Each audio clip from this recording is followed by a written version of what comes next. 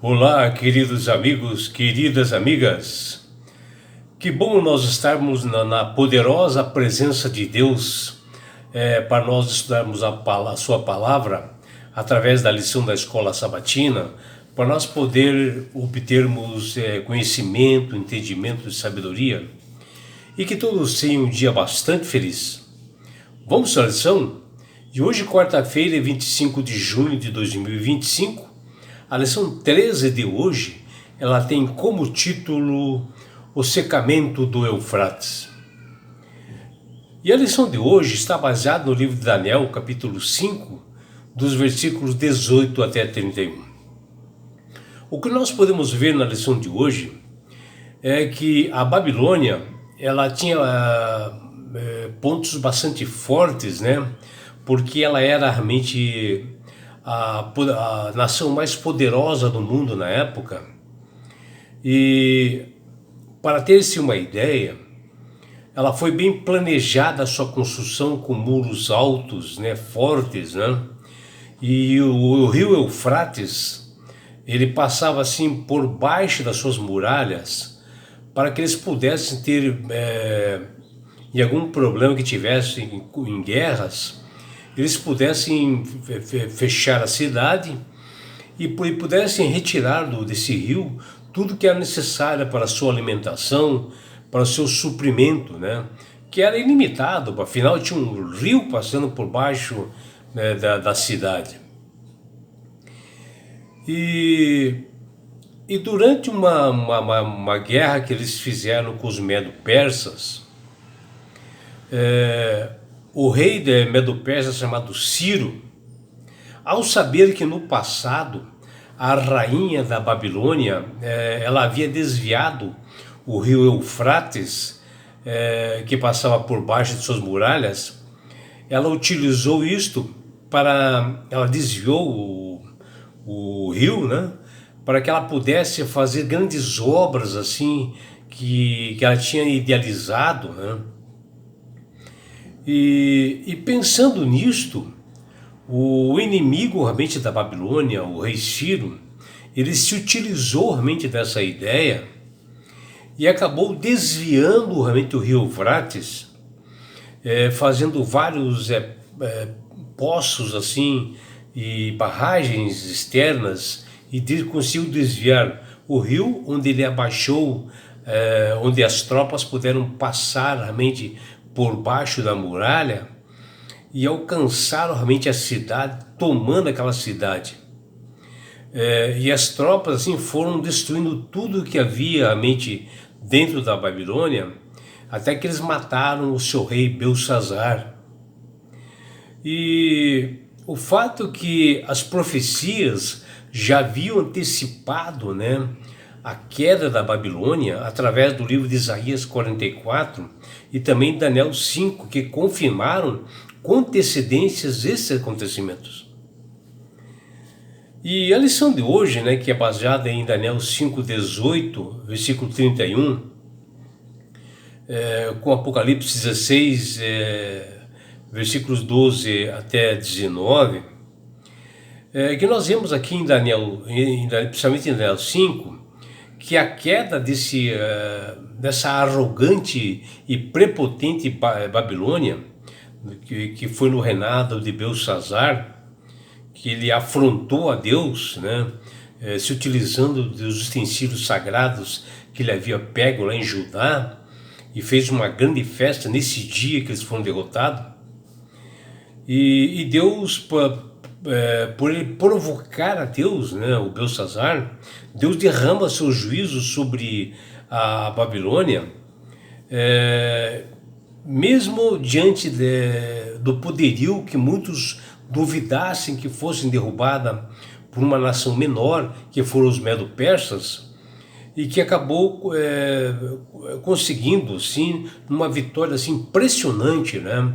Com essa ideia de Ciro de ter desviado realmente o rio Eufrates, dele se utilizar de toda a sua engenharia para fazer isto, né? Essa queda histórica impressionante é um tipo Ciro, no caso, né? Ele foi assim uma espécie de tipo de Cristo, que ele realmente acabou libertando o povo de Israel que estava preso lá na Babilônia, né? Ou seja, foi um libertador, né, o Ciro. E assim acontecerá mais ou menos na proximidade do fim dos tempos, onde as últimas pragas serão derramadas sobre esta Babilônia, esta confusão de doutrinas existente no mundo, né? Que nós vivemos nessa confusão aí, que envolve espiritismo, a parte de protestantes, né?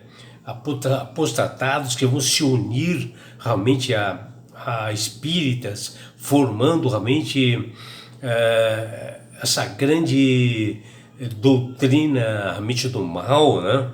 E que lançará mentiras no mundo, mas ela será exterminada por Deus, mostrando que Ele está no comando do universo, como fala lá em Apocalipse 16, versículos 12 e 19. Ao explicar, né, como assim discernir os sinais do fim dos tempos, Jesus advertiu seus discípulos, e olha que Jesus diz: portanto vigiem, porque vocês não sabem em que dia virá o Senhor de vocês. Porém, considerem isto: se o pai de família soubesse a que dia, hora e viria o ladrão, vigiaria e não deixaria que a sua casa fosse arrombada, que está lá em Mateus capítulo 24, versículos 42 e 43. E isto foi o que realmente a Babilônia começou na época de Belsazar, começaram a afrontar a Deus e estavam numa bebedeira a noite inteira, assim, e foi quando realmente o rei Belsazar afrontou ao Deus grandioso e veio a destruição para eles. Mas ali dentro havia realmente o grande povo de Israel, que ele foi avisado sobre o que ocorreria. E quando realmente as tropas dos medo-persas adentraram realmente a Babilônia, a cidade já estava... Quando eles sentiram isto, enquanto os babilônicos estavam assim bebendo, fazendo escárnio, os cristãos fugiram e acabaram realmente se salvando, porque toda a Babilônia foi destruída. E assim o súbito aparecimento de Cristo tornará a Babilônia, dessa que hoje nós vivemos aí, essa confusão de religião que para alguns é moderna, que será uma surpresa para essas pessoas quando Cristo voltar e fazer juízo disto, né? E, no entanto, nós não precisa ser assim conosco, que conhecemos a verdade, porque nós sabemos quando viria e quando virá o nosso Mestre Jesus. Recebemos amplas evidências da breve volta de Jesus e inúmeras profecias, que elas são bem detalhadas aqui nessas Escrituras, que dão um alerta para todos nós, e nós podemos nos preparar para esse momento. O mundo não será pego de surpresa apenas porque ignora que Deus previu. Ficará surpreso porque eles escolheram não acreditar naquele que disse que aconteceria, que é o Jesus, que ele realmente nas profecias, ele menciona tudo isso, cada passo do que acontecerá no mundo hoje, e as pessoas não estão acreditando. O Império Babilônico, conforme alguns estudiosos, historiadores, mencionam que ela foi construída pela rainha Semiramis. Na Bíblia, porém, o vaidoso rei Nabucodonosor, ele afirma ser de sua autoria o projeto de construção da Babilônia, que ele diz ali, ó: não é esta a grande Babilônia que eu edifiquei para a casa real com o meu grandioso poder e para a glória de minha majestade. Veja que Nabucodonosor está falando para a majestade dele, que está lá em Daniel 4:30. Em 1899, Robert Caldwell, ele escavou e desenterrou assim, toneladas de tijolos fortes que foram utilizadas ali nos muros, na construção de Jerusalém, que também pertenciam aos templos, né, babilônicos, e todos os tijolos que estavam assim escritos com o selo desse rei. E Heródoto, o historiador grego, que nasceu em 484 a.C., afirma que a cidade média, a cidade assim, media assim, 100 quilômetros, uma extensão enorme, né, meus amigos? 100 quilômetros de cidade, assim, era o que era a Babilônia. E a população, ela era mais de 1 milhão de pessoas. As muralhas, elas contavam com 100 portões de bronze, 25 de cada lado. As muralhas, elas chegavam em alguns lugares a ser 107 metros de altura e cerca de 27 metros de largura, bem largos os muros, quase intransponível, né? Aos olhos das pessoas não tinha quem ultrapassasse, mas de Deus não se zomba. E um dos pontos assim bem fortes da Babilônia era como a maneira como o rio Eufrates assim, passava assim por baixo daquelas muralhas, fornecendo água em abundante, um elemento assim essencial para a vida de todas as pessoas naquela cidade. Mas de toda a construção da Babilônia, ali no rio foi o único ponto fraco.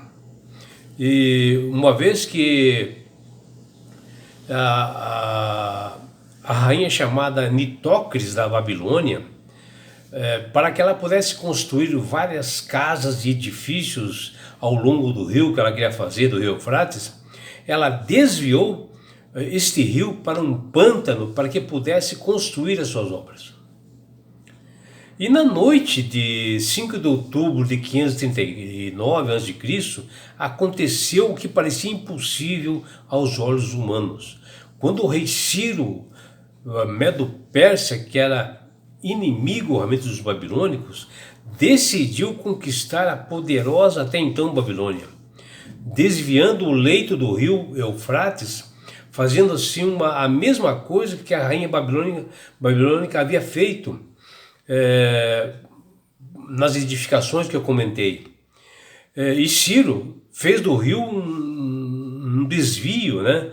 Um caminho para suas tropas passarem por dentro do rio, né? E marcharem confortavelmente para dentro da cidade, para realmente matar e prender o rei babilônico, que não esperava essa atitude. As tropas do rei Medo-Persa marcharam sobre o forte muro babilônico e já dentro encontraram muros assim, defensivos que cerquiam o rio Eufrates, né, pela cidade, e agora totalmente desprotegida, eles tomaram a cidade da Babilônia em apenas uma noite. E isso foi profeticamente que aconteceu. Os babilônicos, segundo os historiadores gregos como Heródoto e Xenofonte, eles confiaram tanto na segurança e defesa dessa cidade que nessa noite do ataque medo-persa, muitos babilônicos estavam assim numa grande festa de orgia com mulheres, incluindo, né, o rei Belsazar, que afrontou a Deus nesse dia, usando os utensílios que eles roubaram do templo de Jerusalém, e que Deus dá um recado escrevendo na parede para o rei Belsazar: Mene, mene, mene, tekel e parzim. O profeta Daniel interpretou essa escrita para Belsazar porque ele estava aterrorizado, ele queria saber o que dizia aquilo. E Daniel disse para ele: pesado na balança e achado deficiente. Resumindo, Daniel disse ao rei Belsazar da Babilônia que o seu reino havia acabado ali e que naquela noite ele ia perder realmente o trono, a cidade seria tomada, e como de fato ocorreu através dos medo-persas. Daniel, por ter decifrado os sonhos para o rei Nabucodonosor e de ter sido assim ricamente assistido, né, por esse rei, e recebido, né, um apoio desse rei, justamente para os cristãos que estavam ali dentro do palácio, agora Daniel recusou todas as honrarias que Belsazar queria dar para ele, após ele decifrar o sonho. Mas ele não aceitou, pois ele sabia que o Senhor havia rejeitado a Belsazar, que está lá em Daniel 5,17. Diferente totalmente do rei Nabucodonosor, o rei Belsazar conservou e manteve todo momento a soberba, a arrogância de seu coração, mesmo ele sendo conhecedor de tudo que havia acontecido com o seu antecessor, Nabucodonosor, que está lá em Daniel 5,22. E naquela mesma noite, como indicava a escritura na parede, Belsazar foi morto, que está lá em Daniel 5,30. E pelos Medo-Persas, né? E assim foi destruído o reino que era considerado invencível na época. Ou seja, a profecia se cumpriu. A cabeça de ouro da estátua que Nabucodonosor havia sonhado, que era a Babilônia, agora ela havia sido destruída. E ela dá lugar ao peito e aos braços de prata, que eram os Medo-Persas, que foram vencedores naquele momento, que está lá em Daniel 2,32. Iniciando assim o cumprimento da profecia e de todas as predições ditas por profetas, que está lá em Jeremias 51:41. Está lá em Isaías 14:23. Está lá em Isaías 47, versículos 1 a 15. E assim caiu, pois a grande Babilônia. Semelhante ao que aconteceu no Egito e na Babilônia, ocorrerá nos dias que antecedem a segunda vinda de Jesus. A referência do quinto e do sexta praga sobre o trono da besta, que diz lá em Apocalipse 16:10, e sobre o grande rio Eufrates, que está em Apocalipse 16:12, são indícios de que os flagelos acontecerão em lugares realmente específicos. Por exemplo, o sexto flagelo, que faz referências ao rio Eufrates, era esse rio que irrigava a antiga Babilônia, como nós vimos e lemos anteriormente. E foi secando esse rio pelo poderio do rei Ciro da Pérsia. E seu exército conquistou o Império Babilônico. E ele foi esmiuçado, ele foi destruído. Devemos considerar este flagelo, portanto, de uma forma simbólica. Quando o mundo inteiro, que está lá em Apocalipse 16:14, for reunido e dentro daquele ecumenismo, né, a unidade de religiões, a mistura entre espiritismo e protestantes de algumas religiões que não têm a verdade nas mãos, que diz lá, pelos 3 espíritos imundos, semelhante a rãs, que está lá em Apocalipse 16:13, que é o espiritismo, paganismo e o protestantismo apostatado. E assim, meus amigos, minhas amigas, feliz será aquele que Jesus encontrar vigilante e incontaminado com as trevas desse mundo, com essa Babilônia que nós encontramos no mundo hoje. Essa confusão de doutrinas.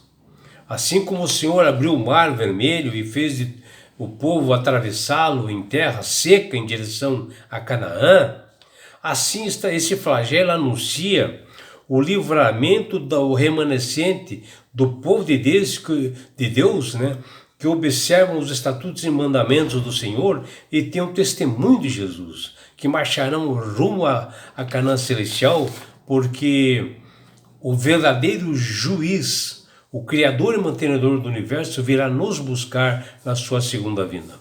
E é por isso, meu amigo, minha amiga, que Deus tem clamado através do Espírito Santo para aceitarem a Jesus como Salvador e Senhor. Porque o próprio Jesus diz, eu sou o caminho, a verdade e a vida. Ninguém vai ao Pai senão por mim. É que Jesus, sendo claro que Ele é o único mediador entre os homens e Deus. Não existe outra pessoa, não existe papa, não existe padre, não existe pastor, não existe missionário, não existe imagem, não existe ninguém que é realmente mediador entre os homens e Deus, é só Jesus. E é por isso, meu amigo, quando você aceita verdadeiramente a Jesus como Salvador e Senhor, você ganhará de presente de Deus a salvação. E com isto, na grande volta de Jesus a este mundo, ele, Jesus, levará você, seus filhos, sua família e todos nós, Jesus levará, sabe para onde, meus amigos? Para as mansões celestiais. Um lugar, meu amigo, minha amiga, onde lá não haverá mais morte, mais dores, mais aflições e perseguições. Você estará no céu. Você terá uma grande oportunidade de participar das bodas do Cordeiro, do casamento dele, noivo, Jesus, com sua noiva, a igreja, que somos nós, que somos o povo de Deus. E o mais importante, meu amigo, que você terá uma grande oportunidade de você estar assim, ó, face a face com Jesus. Já imaginou? Sabe por que Deus quer fazer isto com você, meu amigo? Com você, minha amiga? Porque Jesus te ama. Abraços do seu amigo João Carlos Amorim.